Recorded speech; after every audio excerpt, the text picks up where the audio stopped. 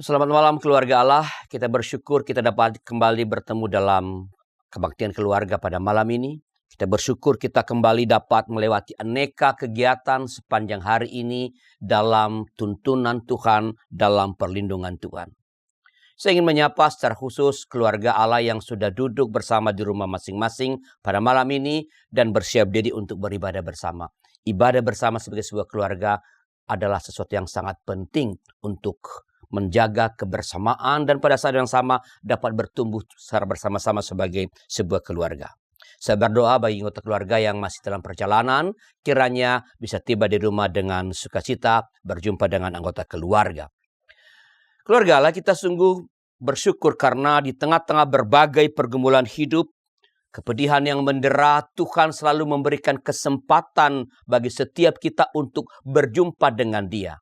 Sehingga kita mampu melewati situasi yang tak menyenangkan, yang menyedihkan, yang menyakitkan itu dari waktu ke waktu.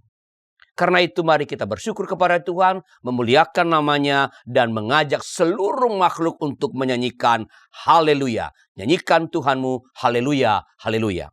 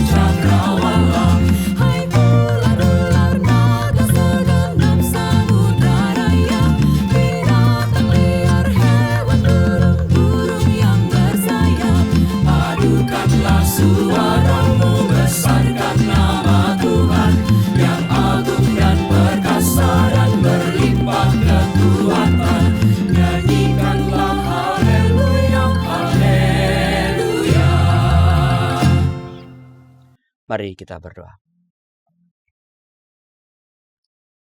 Kami memuji Engkau ya Allah karena karya-Mu yang besar dalam alam semesta. Engkau mencipta segala yang ada, memeliharanya, sehingga boleh ada terus menerus.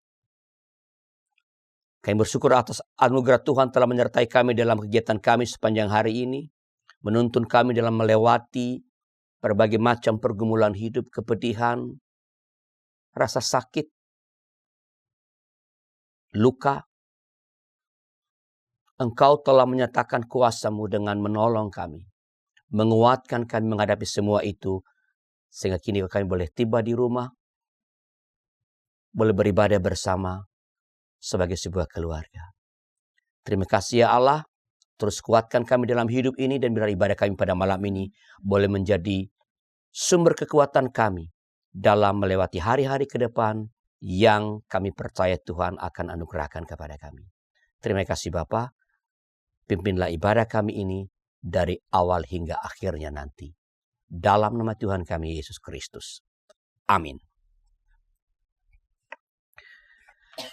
Kisah Rasul pasal 10 ayat 34 dan 35 dalamnya dicatat demikian. Lalu mulailah Petrus berbicara.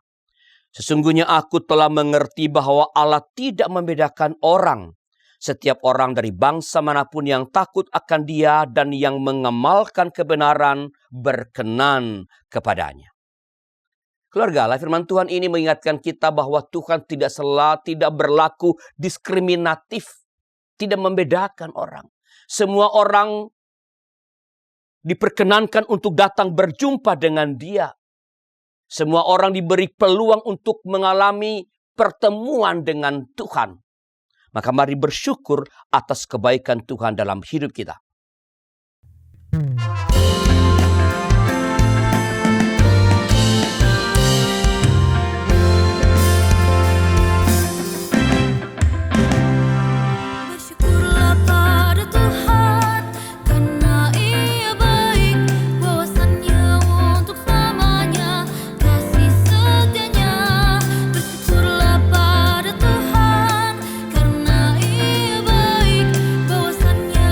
Untuk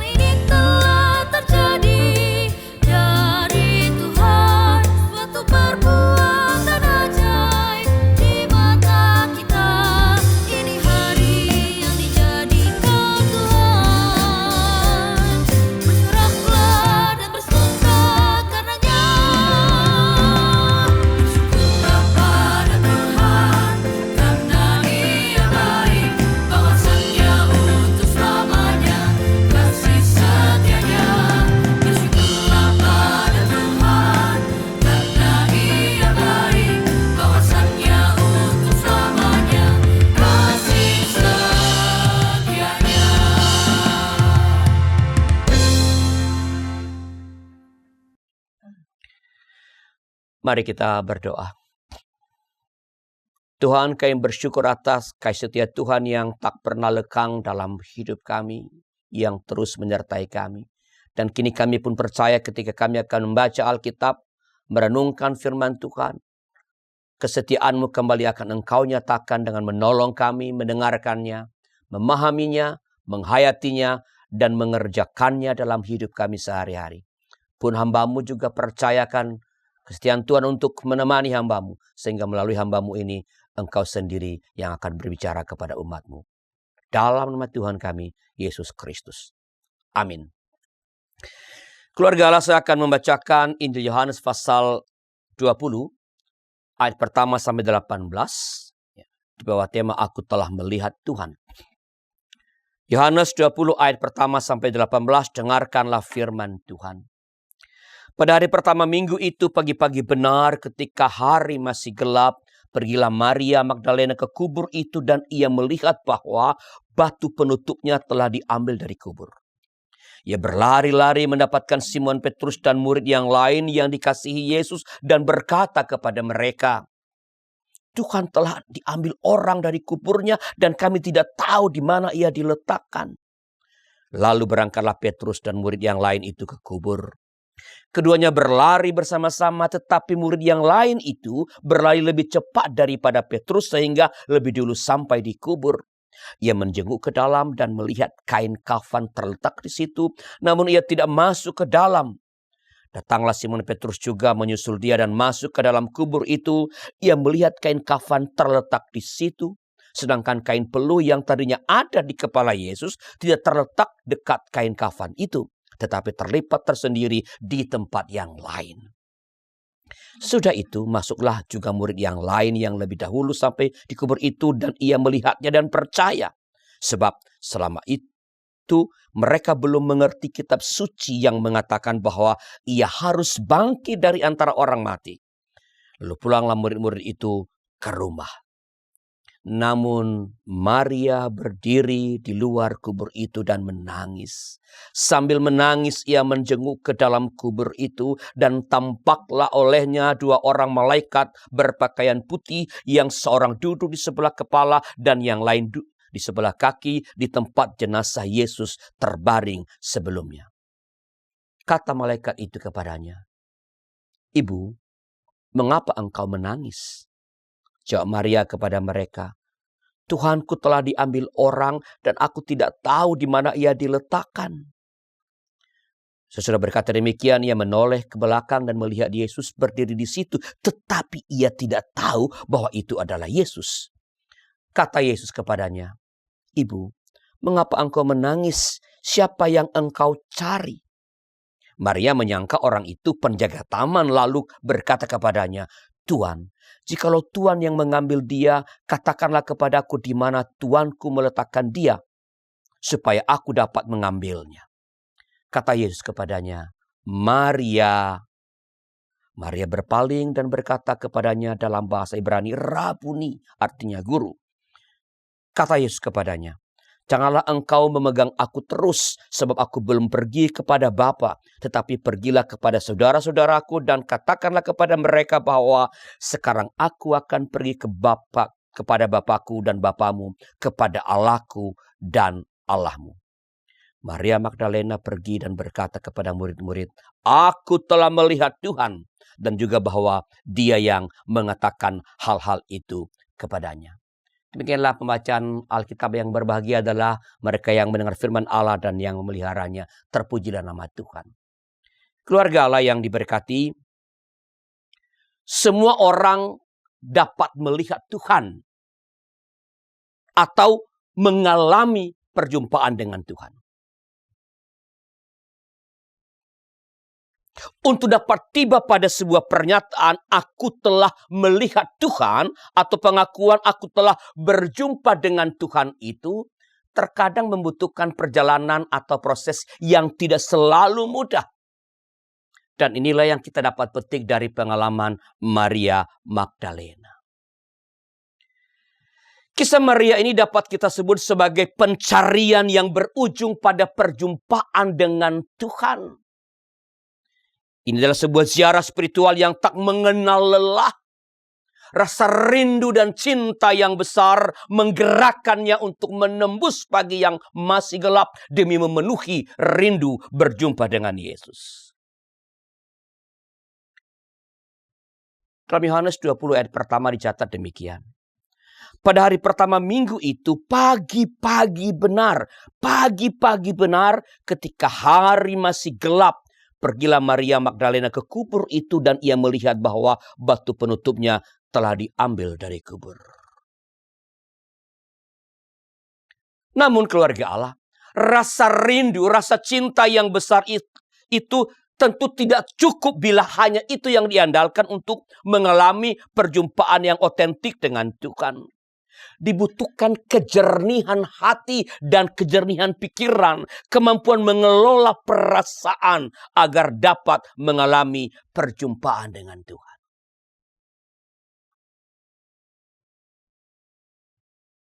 Ada orang yang sudah berhadapan-hadapan dengan Kristus, dengan Tuhan yang bangkit, bahkan telah bercakap-cakap dengan Tuhan namun tidak menyadari apalagi merasakan kehadiran itu. Tuhan sudah sedemikian dekatnya, namun ia terus mencari seolah Tuhan teramat jauh, tak dapat dijangkau.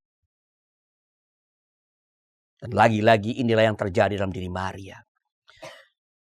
Yohanes 20 ayat 14-15 mencatat bahwa Maria sudah melihat Yesus. Ia telah melihat Yesus, namun tidak mengenalinya. Yesus bahkan telah berbicara kepada Maria, namun dia tidak menyadari bahwa itu adalah suara Tuhan. Keluarga Allah yang diberkati, apa yang membuat Maria tak menyadari keberadaan dan kehadiran Tuhan walaupun ia telah melihatnya, walaupun ia telah bercakap-cakap dengannya? Apa yang dapat membuat kita tidak menyadari kehadiran Tuhan di dalam hidup kita?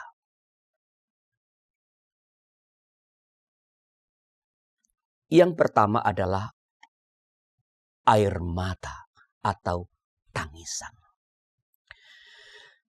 Dalam Yohanes 20 ayat 11 dicatat begini, bahwa Maria berdiri di pinggir kubur itu sambil menangis. Secara sederhana kita dapat menjelaskannya bahwa orang yang sedang menangis, yang matanya penuh dengan air mata, tentu saja tidak dapat melihat sebuah objek dengan jernih, dengan jelas.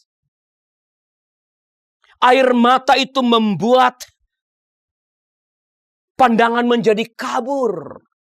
Air mata menghalangi pandangan untuk dapat mengidentifikasi, mengenali sebuah objek dengan jelas.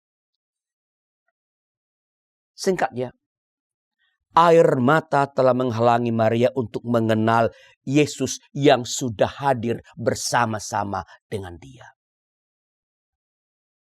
Keluarga Allah, air mata ini juga lah yang sering menjadi penghalang bagi kita untuk merasakan atau menyadari kehadiran Allah dalam hidup kita. Menghalangi kita untuk melihat Allah, berjumpa dengan Allah. Walaupun mungkin Allah sesungguhnya telah hadir, telah berkarya dalam hidup kita, telah menolong kita, telah mendukung kita, telah menguatkan, telah menghibur kita. Air mata adalah lambang dari kesedihan, simbol kesakitan, penderitaan, kepahitan hidup. Maria tidak dapat mengenal kehadiran Tuhan karena matanya dipenuhi air mata.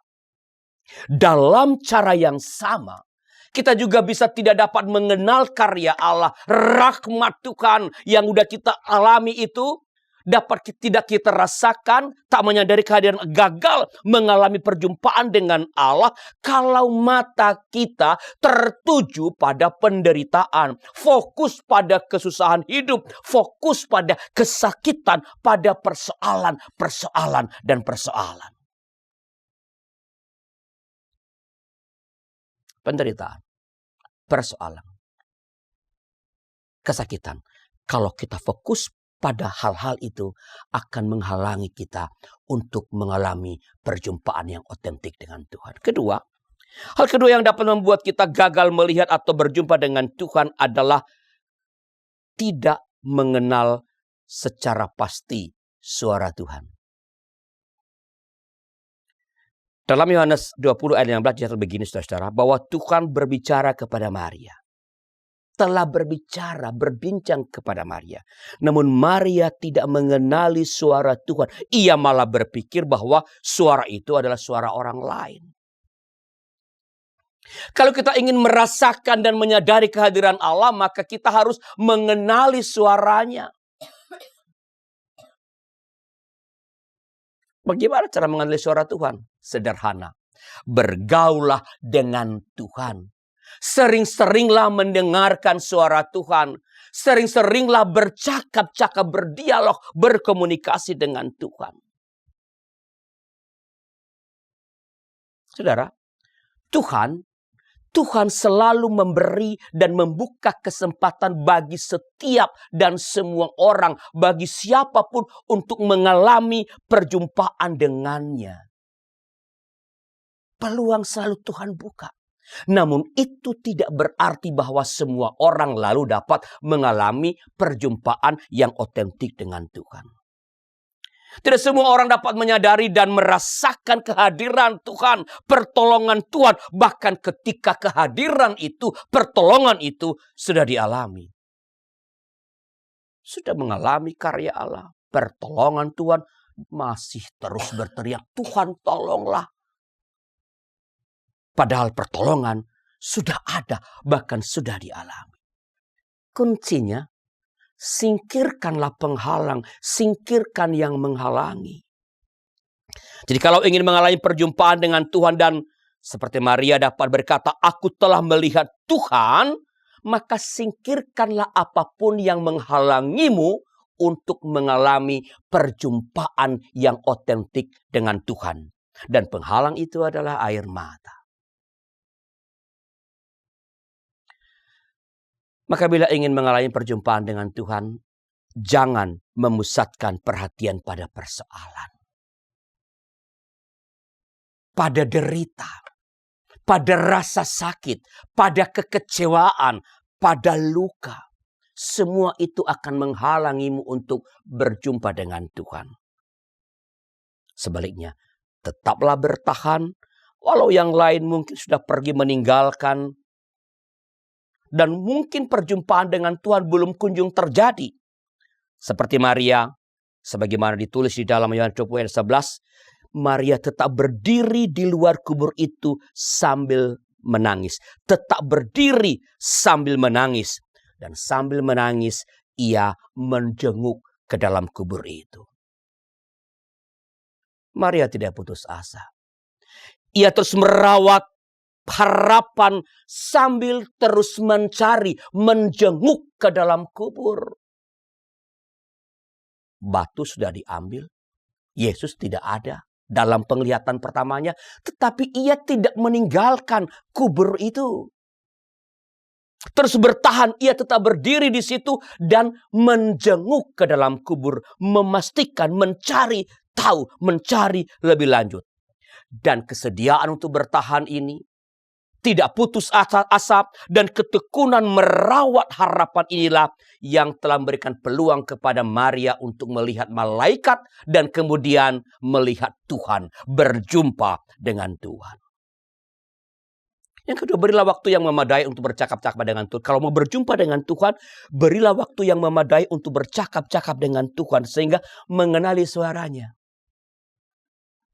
Yang membuat Maria tak dapat berjumpa dengan Tuhan karena ia tak mengenali suara Tuhan. Tuhan udah berbicara, ngomong, ia tidak tahu itu suara Tuhan. Mengapa? Karena ia tak mengenal. Dulu ketika anak-anak saya masih kecil, ya, kalau saya menulis lagu, mereka bisa membedakan ini lagu ini karangan papanya atau bukan. Mengapa?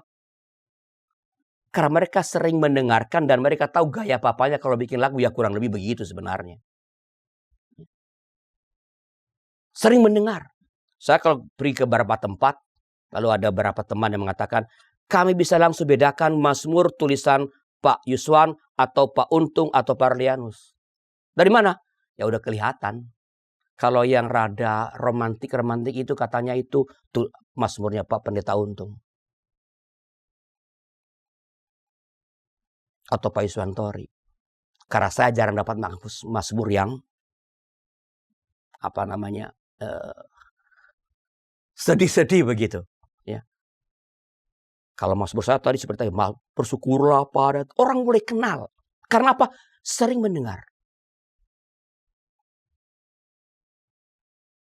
Saudara, Tuhan selalu memberi dan membuka kesempatan bagi setiap orang untuk berjumpa dengannya.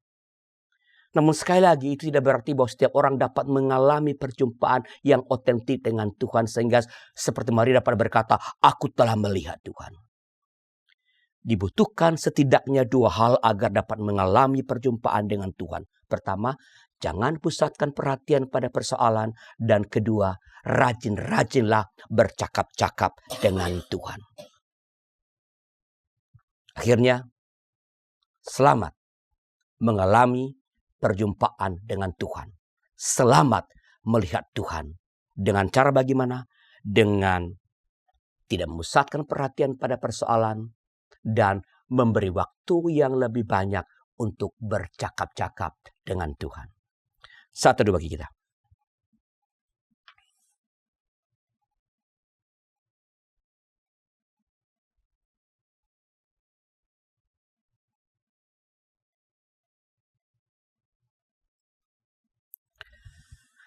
Keluarga Allah, bila ada di antara anggota keluarga Allah yang ingin didoakan, sila hubungi kami di nomor 0812-8188-9191. Tim doa kami akan mendoakan saudara. Mari kita berdoa. Tuhan, kami bersyukur Engkau tak pernah menutup diri.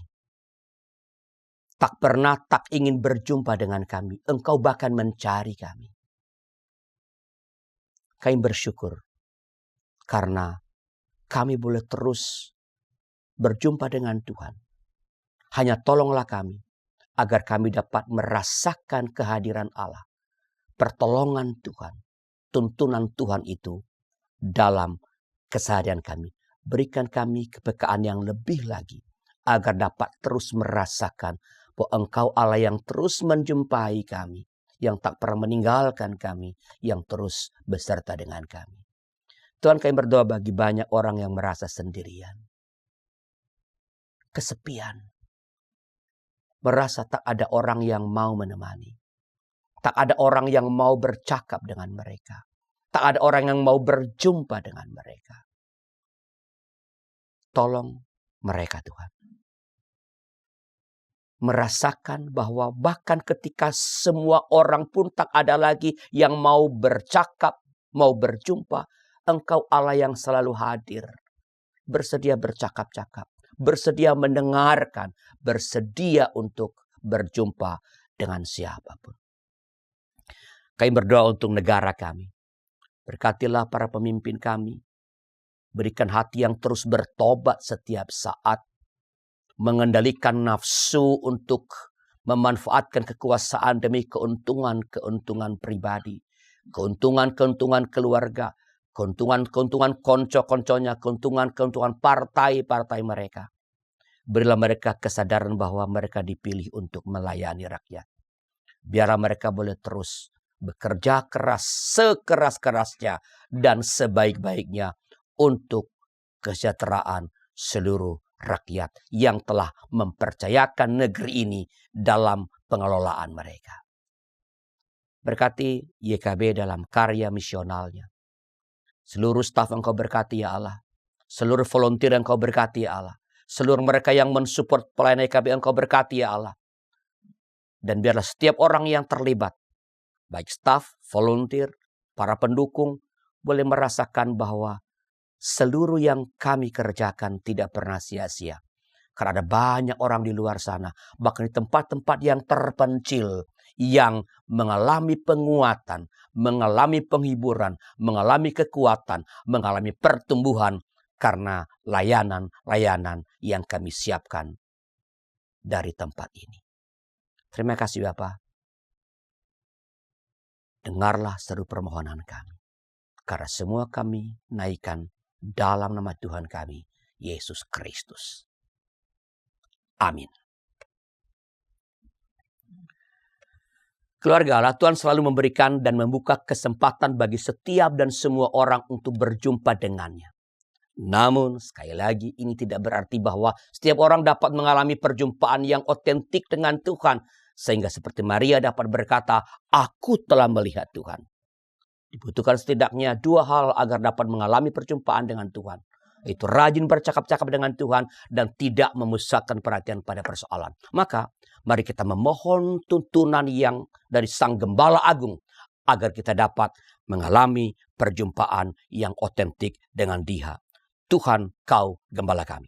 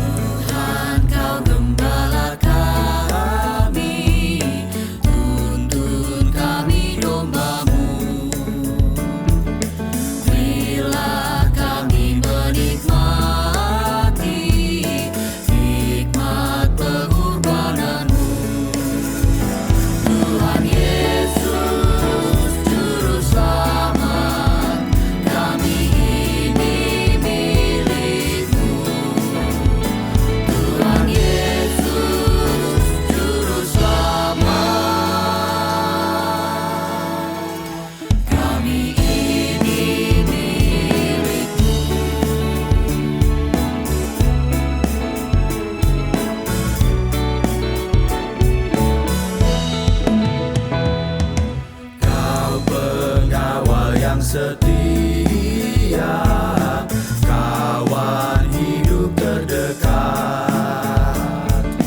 jauhkan kami dari dosa, panggil pulang yang sesat.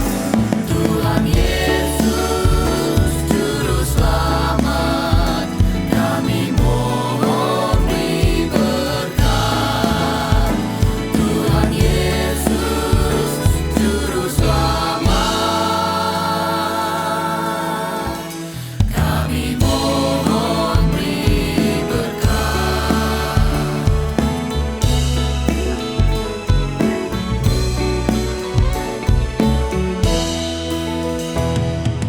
Janji-Mu Kau terima kami, walau hina bercela.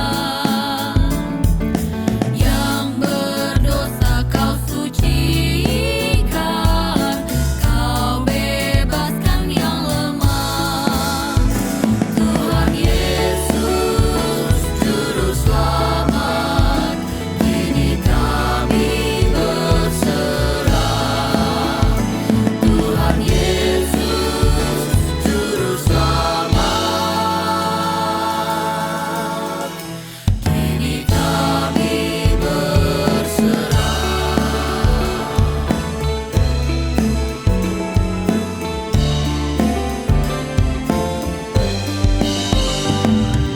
Kehendak-Mu kami cari, ingin turut maksud-Mu. Tuhan, isi hati kami dengan kasih-Mu penuh. Tuhan Yesus, Juru Selamat, tak terhingga kasih-Mu. Tuhan Yesus, Juru Selamat, tak terhingga kasih-Mu. Mari bersama berdiri kita menyambut berkat dari Tuhan di ujung ibadah kita ini. Terimalah berkat Tuhan. Anugerah Tuhan Yesus Kristus dan kasih Allah Bapa serta persekutuan Roh Kudus menyertai saudara sekalian dari sekarang ini sampai selama-lamanya.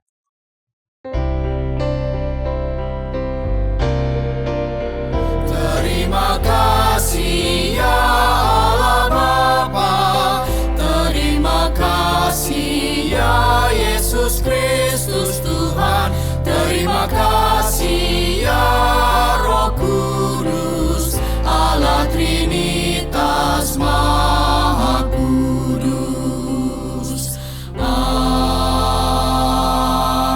Amin. Amin.